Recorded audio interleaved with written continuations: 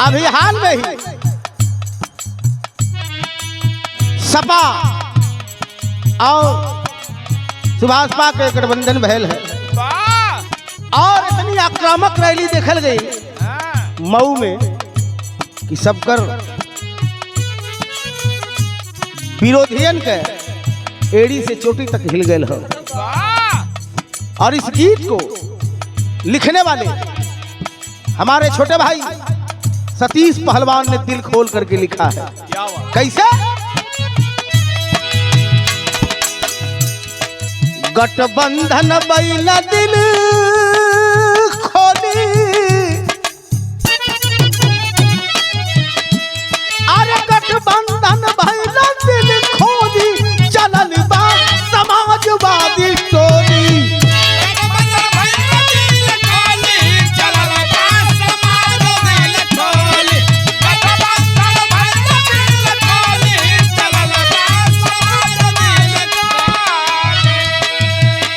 समाजवादी कारवां चल चुका है और ये बढ़ता ही रहेगा और तब तक बढ़ी जब तक अखिलेश के सीएम न बना ले जाइए। के साथ है?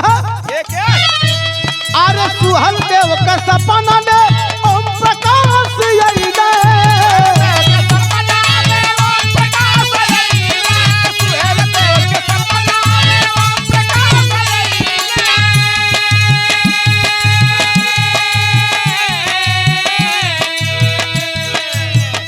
ओम प्रकाश राजभर जी पहले ही बोल दिए थे और बता देना चाहूंगा मंत्री पद से इस्तीफा उन्होंने मंच से ही दे दिया था और इस समय अखिलेश भैया के कंधा से कंधा मिला करके फिर से समाजवादी पार्टी का सपना साकार हो जाता। कैसे? सुहल देव का सपना ले ओम प्रकाश यही ने। अरे साइकिल के ऊपर सवारी उतरी ने।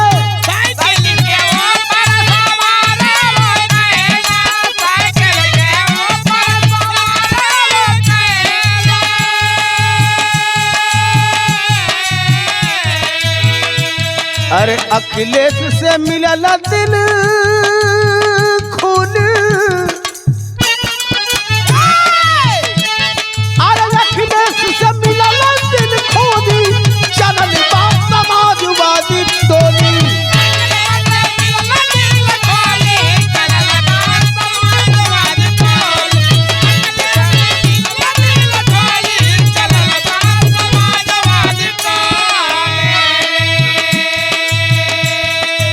और ओम प्रकाश राजभर जी एक ऐसे नेता है जिन्होंने बैकवर्डों के लिए हमेशा आवाज उठाया है। बता देना चाहूंगा बैकवर्ड खातिर सब दिन लड़ा लड़ैया।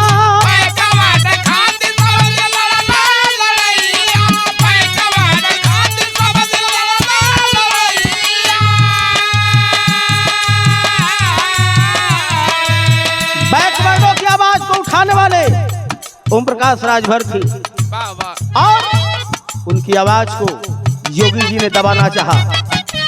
तब तक किया क्या उन्होंने? मंत्री पद से इस्तीफा दे दिया। यही से करत रहल योगी करैया।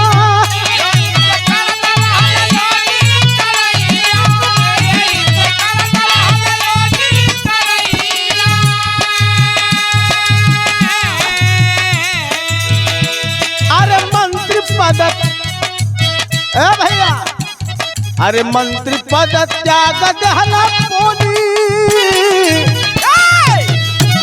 अरे मंत्री पद त्याग दहला पोनी, चलल बा समाजवादी टोली।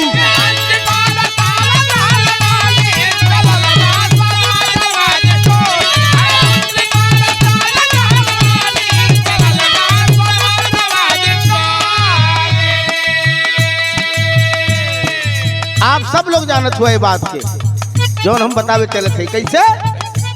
अरे सापा सुभाष में गठबंधन भइले।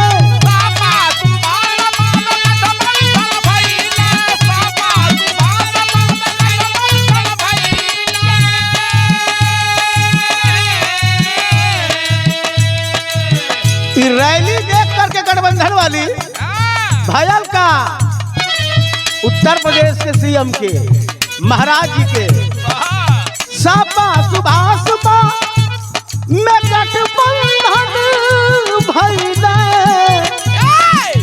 अरे योगी के समाचार पूरा सुनैले योगी के समाचार पूरा सुनैले योगी के समाचार पूरा सुनैले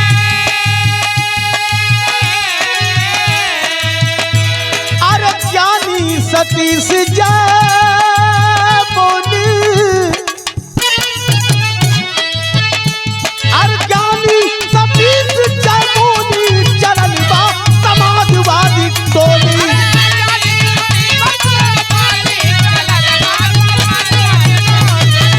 जय समाजवाद